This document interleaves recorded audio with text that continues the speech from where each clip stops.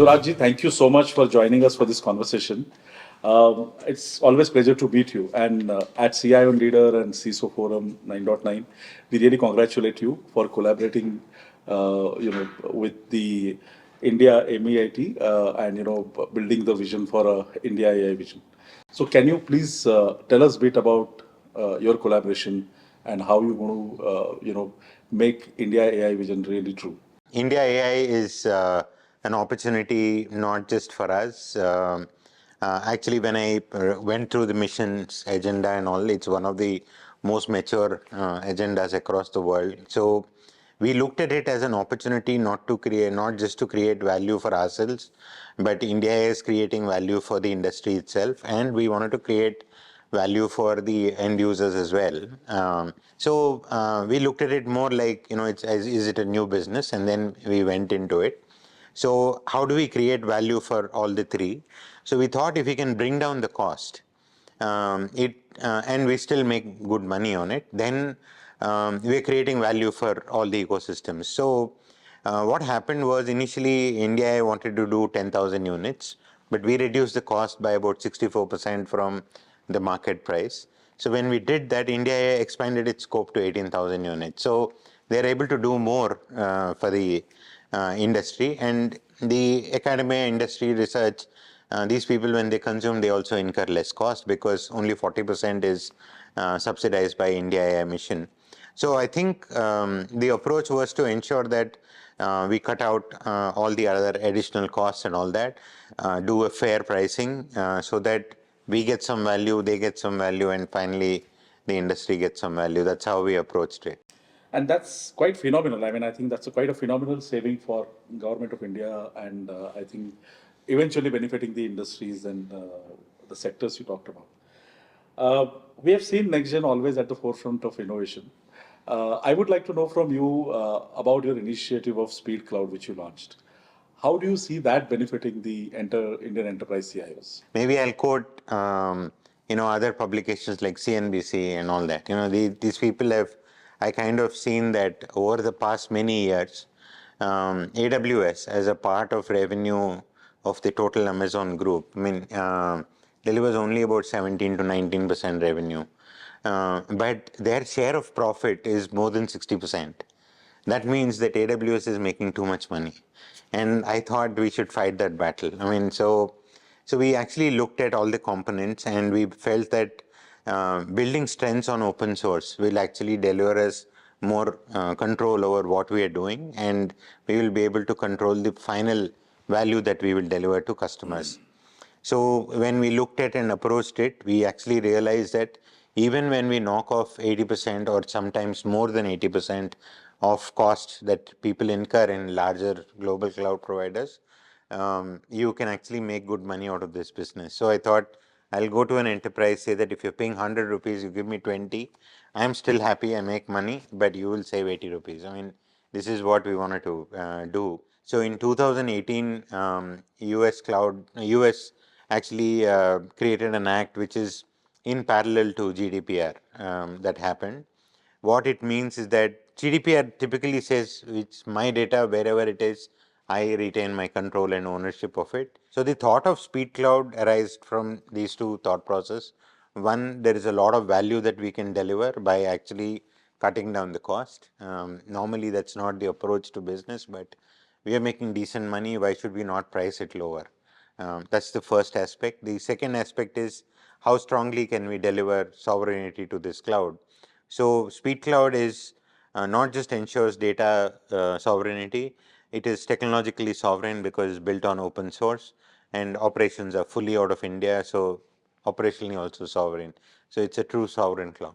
Great. I mean, I think uh, that's actually a great step you have taken to democratize the cloud for Indian enterprises, and they can achieve the scale at the cost they can afford. With that approach, how are you going to help Indian enterprises also do adopt AI adoption easy? If you can talk that. So if I go talk a GPU to an Indian enterprise, it doesn't make sense to them. Because I say H200 or MI325X, how is the enterprise CEO concerned about it? He wants a use case, and the use case should be commercially viable.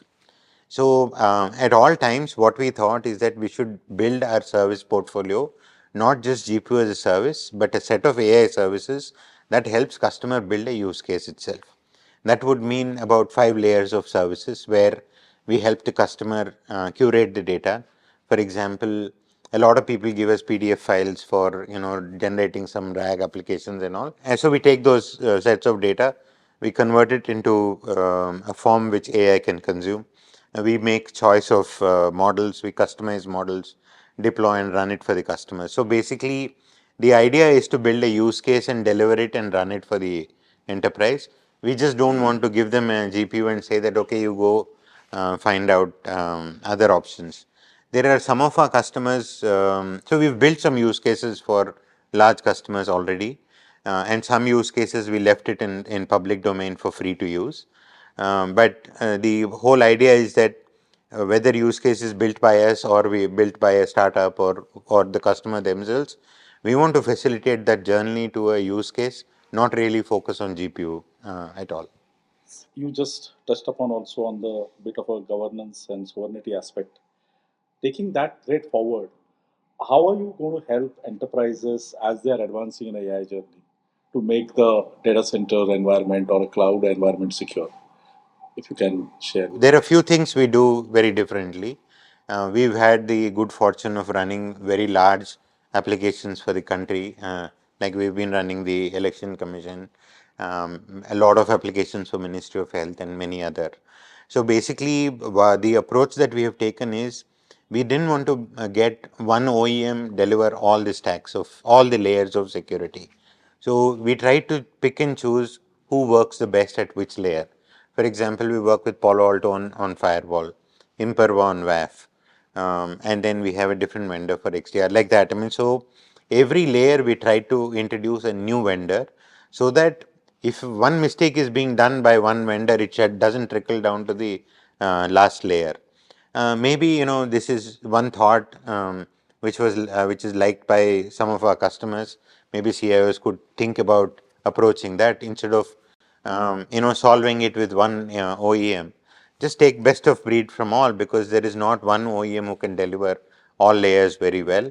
So pick the best at each layer, and I think you can get a much better posture on cloud protection. I think, you know, in this whole space of data centers, I think we'll see a significant growth in number of data centers which will come.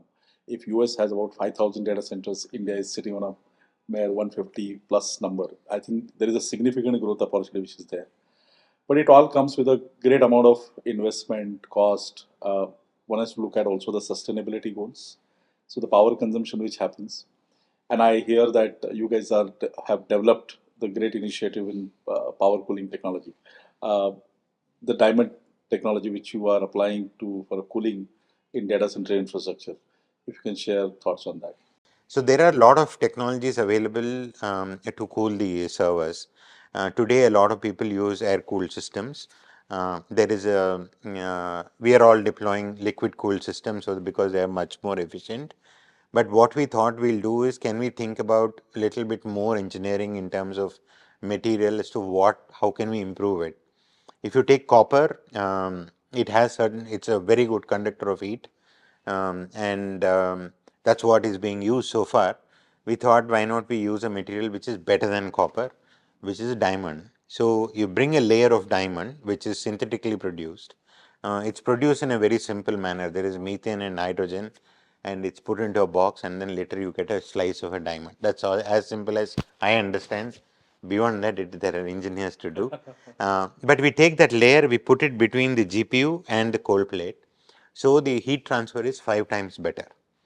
I also believe that since we are managing heat better, I can run the GPU at a higher for longer times at peak utilization, and also the life of GPU will improve. Now, my last question to you, if you can tell us how we, see NextGen progressing in its journey in next 3 to 5 years. What kind of investments you're looking at in India and otherwise, and your piece of advice to Indian CIOs as they walk the path for adoption of emerging technologies like AI. I think I see a similar movement. So there will be tons of this in my next generation, actually learning these new technologies and delivering services to the whole world. So as in that direction of what we are doing, not just investing on GPUs, we are hiring 427 more people. I have about 80 AI engineers now, but we're going to add another 420 of them. So we make it a 500 strong team, training them on set of technologies so that they can deliver services. So first set is about 400 million of investment, do 12,000 GPUs. Even in that 12,000, the only first 4,000 we know which GPU we are deploying.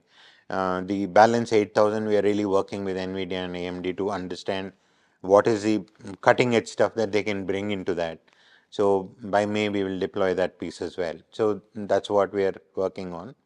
You can't wait in this technology, you have to do something right now. So there are issues, those issues we'll figure out as we go along. Even today, nobody can say that my cloud is 100% secure. So AI to get to where cloud is, it'll take some time, we'll have to accept it. That's the nature of the technology that we work with. There are security loopholes, we have to handle that. So we shouldn't worry about too much about security. We should worry about all your competition going forward with this technology. India itself is taking 2-3 steps behind. We need some stuff to catch up.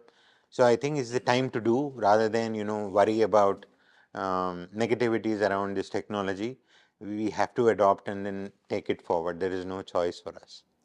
Fully agree with you. I think it has to align completely with the need of business and how business need to scale. I think that's where the scope of AI adoption lies. Yeah. Thank you for that insightful conversation, Rajji. It was always pleasure to talking to you. Thank you And so I'm much. wishing you, NxtGen, and your entire team a continued success and make the India AI a great mission. Thank you. Thank you so much. Yeah. Lovely.